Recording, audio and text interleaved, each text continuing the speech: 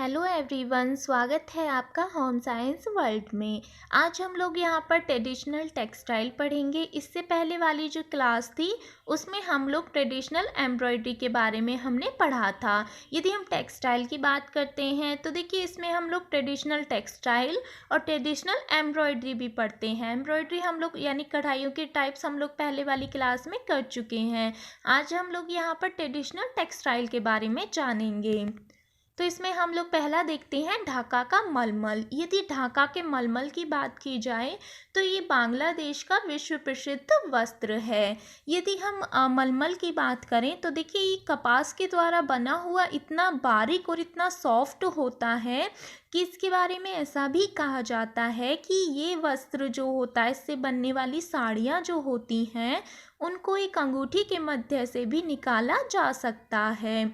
यदि हम ढाका के मलमल की बात करें तो इसको कई नाम दिए गए हैं, जैसे कि आवे रवा।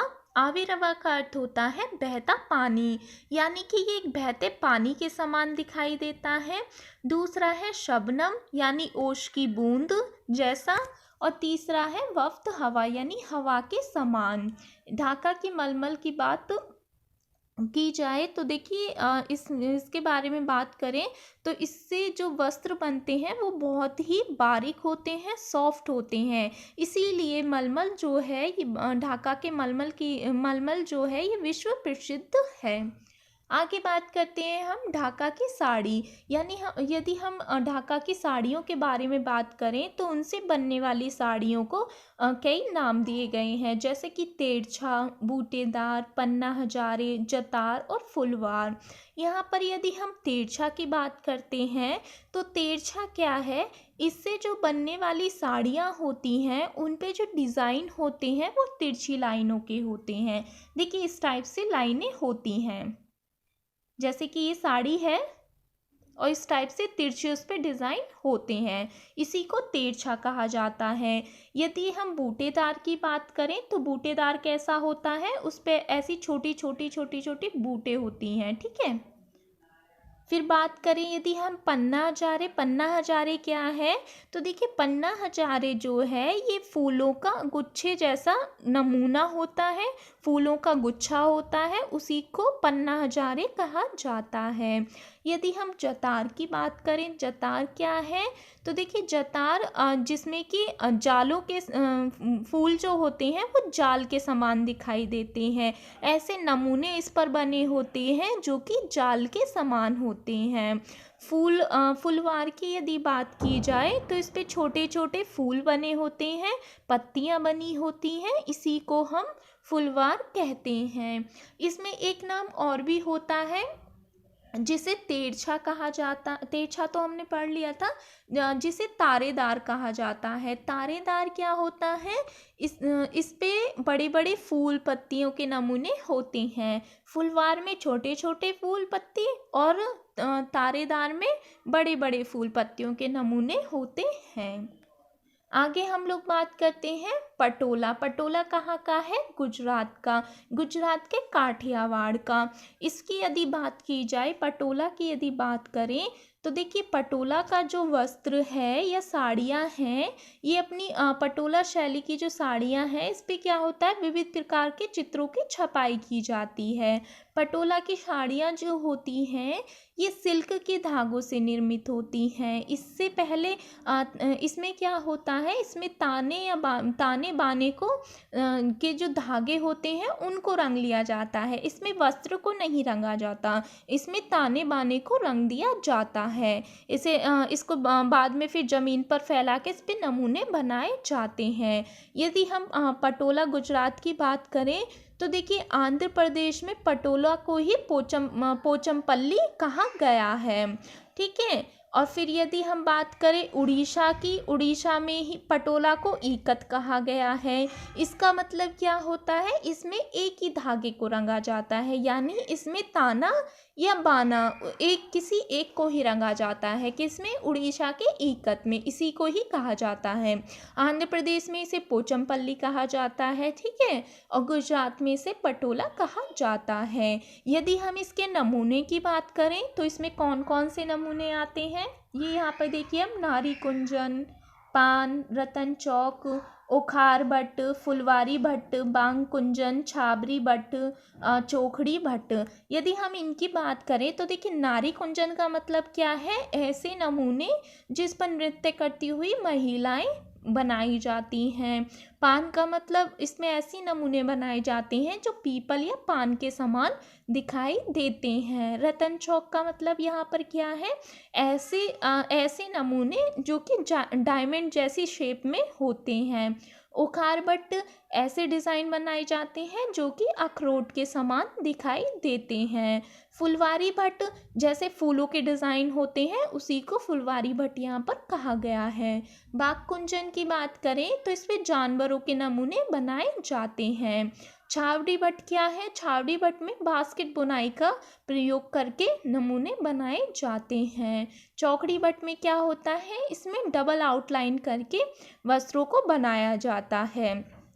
ठीक है, आगे देखते हैं हम ब्रोकेट बनारस। तो बनारस का कौन सा वस्त्र है, ब्रोकेट। ब्रोकेट कहाँ का है, बनारस का। कभी कभी इस टाइप से वन लाइनर क्वेश्चन भी पूछ लिए जाते हैं कि ब्रोकेट कहाँ का है, तो ये कहाँ का है, ये बनारस का है। इसमें यदि हम बात की जाए तो ब्रोकेट के बनारस से है, जिसमें कि क्या होता है, ये बनारस के साथ साथ सूरत और अहमदाबाद में भी बनाया जाता है। लेकिन यदि किसी एक की बात की जाए तो आप बनारस को ही सही मानिएगा, लेकिन ये सूरत अहमदाबाद में भी बनाए जाते हैं। ब्रॉकेट जो होता है, इससे जो वस्त्र बनाए जाते हैं वो बहुत ही देखने में आकर्षक लगते हैं और अत्यधिक सुंदर नमूने होते हैं। इसमें क्या होता है ब्रॉकेट में, इसमें सोने चांदी के तारों से, बारीक तारों से इसमें कशीदाकारी की जाती है। ठीक है, आगे बात करें हम इनको हम जरी की साड़ी भी कहा जाता है। इसमें कई सारे इसको नाम दिए गए हैं, जैसे किम ख्वाब हो गया, आवे रवा हो गया, हिमरस हो गया, आमरस हो गया और पाथान है, और एक है आवे रवा। यदि हम यहाँ पर बात करें किम ख्वाब की, तो देखिए ब्रॉकेट जो साड़ियाँ होती हैं वो ऐसी लगती हैं जैसे कि स्वप्न के समान हो। ये सब इनके नाम दिए गए हैं, ब्रॉकेट के बनारस के नाम दिए गए हैं। आवे रवा की बात करें तो आवे रवा क्या है, ये है ऐसी बनारसी साड़ियाँ जो कि बहते पानी जैसा डिज़ाइन या प्रभाव दिखाई दे। दूसरा बात करते हैं हम हिमरस की। तो हिम का मतलब क्या होता है, एक तरीके से ठंडा। तो इसको क्या है, हिमरस का मतलब है ऐसी साड़ियाँ जिन्हें सर्दियों के मौसम में पहना जाता है। दूसरा बात करते हैं हम अमरस की। तो ये ऐसी साड़ियाँ होती हैं जो कि रेशमी धागों से बनाई जाती हैं। यदि हम हिमरस की बात करें तो इसमें सूती और रेशमी दोनों ही धागों से ये बनी हुई होती हैं, यानी कपड़ों से बनी हुई होती हैं। और आमरस रेशमी वस्त्रों की बनी हुई होती हैं। फिर यदि हम बात करें पाथान की, तो इसमें क्या होता है, ये ऐसी रंगीन साड़ियाँ होती हैं जो कि रंगीन रेशमी धागों से तैयार की जाती हैं। इसमें अंगरखा इसमें बनता है, लहंगा चोली, ये सभी प्रकार के वस्त्र बनाए जाते हैं। अवेरवा की बात की जाए तो ये इनके बारे में तो हमने बताया कि ऐसी साड़ियाँ होती हैं जो कि बहते पानी के समान डिज़ाइन इनका दिखाई दे। और आवेरवा क्या था, ओस की बूंदों के समान। आगे बात करें हम यदि बंधेज यानी राजस्थान की है बंधेज, बंधेज इनका नाम क्यों दिया गया है, इनकी जो रंगाई होती है इसमें क्या होता है, पूरे वस्त्र को ही रंगा जाता है, यानी बांधकर रंगाई की जाने वाले वस्त्र होते हैं, उन्हें ही बंधेज कहा जाता है। इन्हें टाई एंड डाई भी कहा जाता है। यदि हम बंधेज की इनकी बात करें तो देखिए बंधेज को ही तमिलनाडु में सुंगड़ी भी कहा जाता है और जापान में इसे सिबोरी भी कहा जाता है। इससे जो नमूने बनाए जाते हैं वो लहरिया, लड्डू जलेबी, डूंगर शाही और बसंत बिहार, ये सब नमूने इससे बनाए जाते हैं। यदि हम बात करें इसमें कौन कौन सा कपड़ा यूज़ होता है, तो इसमें मलमल का, रेशमी, सूती, शिफॉन, ये इन सभी वस्त्रों पे टाई एंड डाई किया जाता है। इसमें पूरे कपड़े को रंगते हैं, जबकि जहाँ हमने पटोला की बात की थी जो कि गुजरात का है, उसमें क्या होता है, उसमें धागे को रंगा जाता है। लेकिन बंधेज में क्या होता है, इसमें पूरे कपड़े को ही रंगा जाता है। ठीक है, बंधेज को तमिलनाडु में सुंगड़ी और जापान में इसे सिबोरी भी कहा जाता है। देखिए इस टाइप से भी क्वेश्चंस पूछे गए हैं कि सुगड़ी का संबंध किससे है, तो आप तमिलनाडु लगाइएगा, तमिलनाडु से है। जापान में इसे सिबोरी कहा जाता है, किसको, टाई एंड डाई या बंधेज को। ठीक है, इसमें क्या होता है, बहुत सारे ऐसे रंग बिरंगे चटकीले रंगों का नमूने बनाए रंगों का प्रयोग किया जाता है, नमूने बनाए जाते हैं, उनको फिर बांध के टाई एंड डाई मतलब कलर में उसको डिप करके फिर बाद में निकालते हैं, और जिससे बांधा गया है उसको खोलकर फिर सुखा देते हैं, और जो भी कलर्स पे एक्स्ट्रा रहता है उसको झाड़ कर साफ करके उसको धुल के और तैयार हो जाता है वो वस्त्र। आगे यदि बात करें हम चंदेरी साड़ियों की, तो ये कहाँ की हैं, ये मध्य प्रदेश की हैं। जो चंदेरी साड़ियाँ होती हैं ये अपनी महीन बनावट के लिए प्रसिद्ध हैं। ये सूत या रेशम दोनों से ही ये बनाई जाती हैं। इसका नाम चंदेर क्यों पड़ा, क्योंकि ये मध्य प्रदेश के चंदेरी जो कि कहाँ पर है, अशोकनगर जिले में है मध्य प्रदेश के, ये वहाँ से इनका नाम चंदेरी साड़ियाँ पड़ा। इनकी क्या विशेषता है, इनकी जो लंबाई है वो 9 मीटर तक रखी जाती है, जिसे महाराष्ट्र की महिलाएं भी बहुत पसंद करती हैं इसको। वर्तमान में क्या है, चंदेरी साड़ियाँ पूरी तरीके से रेशमी धागों से बनाई जाती हैं। पहले के समय में ये सूती तथा रेशमी दोनों से बनाई जाती थी, लेकिन वर्तमान में रेशमी धागों से ही बनाई जाती हैं। इन्हें ही चंदेरी सिल्क साड़ी भी कहते हैं।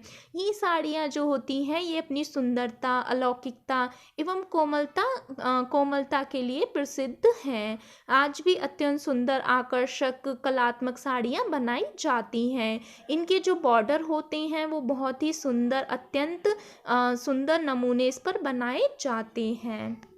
फिर यदि हम बात करें बालूचर साड़ियाँ, तो ये कहाँ की हैं, ये मुर्शिदाबाद की हैं। यदि बालूचर साड़ियों की बात की जाए तो देखिए अभी के टाइम में तो ये विलुप्त हो चुकी हैं, लेकिन पहले के टाइम में बहुत ही प्रसिद्ध थी। बालूचर साड़ियों का यदि हम निर्माण की बात करें तो ये हथकरघों द्वारा इनका निर्माण होता है। इनके जो किनारे होते हैं वो बहुत ही सुंदर तरीके से बनाए जाते हैं। यहाँ पर आप लोग बॉर्डर देख रहे होंगे, विशेषकर इनके बॉर्डर जो होते हैं वो बहुत ही सुंदर आकृतियाँ उस पर बनाई जाती हैं। फूल, पत्ते, पशु पक्षी, मानव आकृतियाँ, ये सब इस पर बनाई जाती हैं। हथकरघे से ये तैयार होती हैं, और उस समय वहाँ जो बुनकर थे इन साड़ियों के लिए अत्यंत धैर्य व कुशलता पूर्वक और बहुत ही मेहनत करके इन साड़ियों को बनाते थे। बालूचर साड़ियों का अत्यधिक प्रयोग जो था ये हिंदू स्त्रियों द्वारा किया जाता था, जो हिंदू महिलाएं होती थी उनके द्वारा।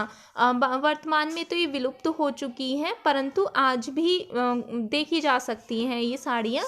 ठीक है, आगे बात करते हैं हम पीताम्बर हैदराबाद।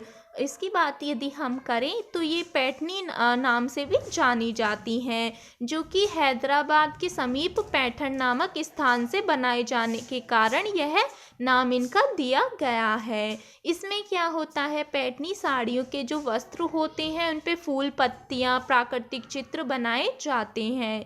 इनकी विशेषता की बात की जाए तो इनकी विशेषता क्या होती है, इनके आंचल एवं बॉर्डर अलग से बनाकर साड़ी में जोड़े जाते हैं। जो इनका बॉर्डर होता है और जो बॉर्डर या आंचल जिसे बोलते हैं, तो ये क्या होता है, ये अलग से साड़ी में जोड़ा जाता है।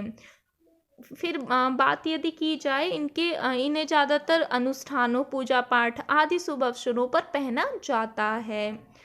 आगे बात करते हैं, ये टॉपिक हमारा यहीं पे समाप्त होता है। एक बार हम देख लेते हैं इसमें क्या क्या हमने पढ़ा था। ढाका का मलमल पढ़ा था, जिसको आवे रवा, शबनम और वफ्त हवा भी कहा जाता है। तो मलमल कहाँ का है, ढाका बांग्लादेश का। फिर हमने इनकी साड़ियाँ पढ़ी थी, साड़ियों के नाम पढ़े थे, तेरछा, बूटेदार, पन्ना हजारे, जतार और फुलवार। फिर आगे हमने पढ़ा था पटोला कहाँ की है, गुजरात के काठियावाड़ की। इसमें हमने देखा था नारी कुंजन, पान, रतन चौक, ओखार भट्ट, फुलवारी भट्ट, बाग कुंजन, छावरी भट्ट और चौकड़ी भट्ट, ये सब इसके नमूने हैं। ठीक है। फिर हमने बात की थी ब्रॉकेट की, वो कहाँ का है, ये बनारस का है। बंधेज राजस्थान का है, जिसे लहरिया, लड्डू जलेबी, डूंगरशाही, बसंत बिहार भी कहा जाता है। बंधेज को तमिलनाडु में सुंगड़ी और जापान में इसे सिबोरी कहा जाता है। चंदेरी साड़ियाँ कहाँ की हैं, ये मध्य प्रदेश की हैं, जो कि एक अशोकनगर जिले में चंदेर नामक स्थान की हैं। बालूचर साड़ियाँ मुर्शिदाबाद की हैं। पीताम्बर ये हैदराबाद के पैठण की हैं।